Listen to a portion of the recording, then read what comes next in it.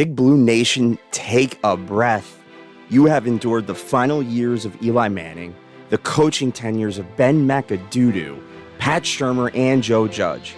And lastly, you endured the worst gift America could ever give you, the dark, insufferable cloud that was Dave Gettleman. By the way, shout out Dave Gettleman for drafting Daniel Jones, Dexter Lawrence, and Andrew Thomas. Now, your reward for enduring such pain and suffering, a Christmas miracle in the form of a New York Giants playoff berth. Now, before I tell you why the Giants must absolutely re-sign Daniel Jones, please click that like and subscribe buttons, as it'll help our new channel grow. So who does Big Blue Faithful have to thank for all of this? The focus will be directed at the new brain trust of Joe Schoen and Brian Daboll, new GM and head coach respectively. Starting with Daboll, talk about changing the culture. How about going for the dub all the way back in week 1 with a ballsy 2-point conversion attempt to beat the Titans? This earned him the clever nickname Brian Dabolls. Just leave it to New Yorkers, right? I have to stat check me here, but I'm pretty certain this is the first Giants week 1 win in 147 years. But this is a players' league, and the front office can only put the ingredients together. So who should the Giants fans really show their gratitude towards? Well, here's the answer. You should throw your flowers to none other than Daniel Jones. Yep, you heard me correctly. I'm talking about Danny Dimes. There's a reason why sports fans like yourself like to watch our videos. You're tired of the dreadful, lazy shouting matches mainstream sports outlets feed you day after day after day. I don't ever think Daniel Jones is going to be a great player. I don't think he has the physical ability to go be a great player in today's NFL at the quarterback spot. They'll tell you that the Giants will never win anything with Jones. They'll tell you he's the biggest goofball in the league. Meanwhile, as you sit in front of the TV screen on Sundays, you're observing something different. You see a quiet and humble leader who once played a game with a fractured vertebrae in his neck. Again this year, Jones was put in a position to fail. As the plague of the Gettleman era still lingered in the form of a salary cap hell, the organization was limited with what they could do heading into the season. Injuries started to mount as the season progressed, and what was Jones left with?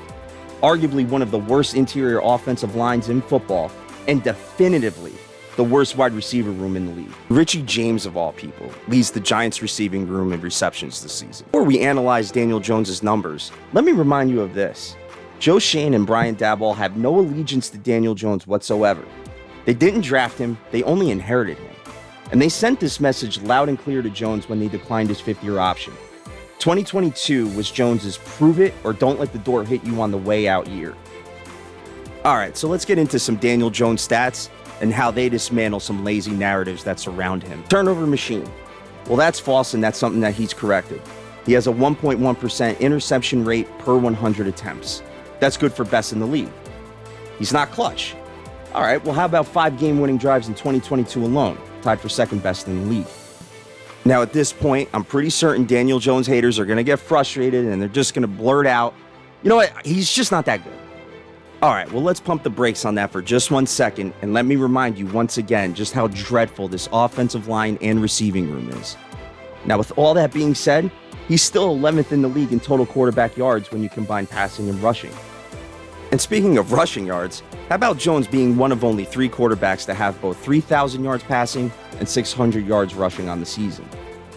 Giants fan or not, you can't help but pull for a guy who's been as ridiculed and as mocked as Daniel Jones. He never says a word, he goes about his business, and gets better and better each week. With the playoff berth secured, I believe this cements his status as the Giants franchise quarterback moving forward.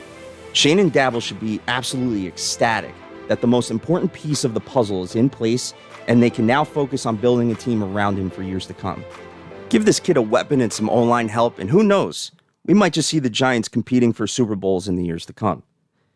All right, if you enjoyed this video, please like, subscribe, ring the bell, and leave a comment below, and we'll catch you on the next Look Sports video.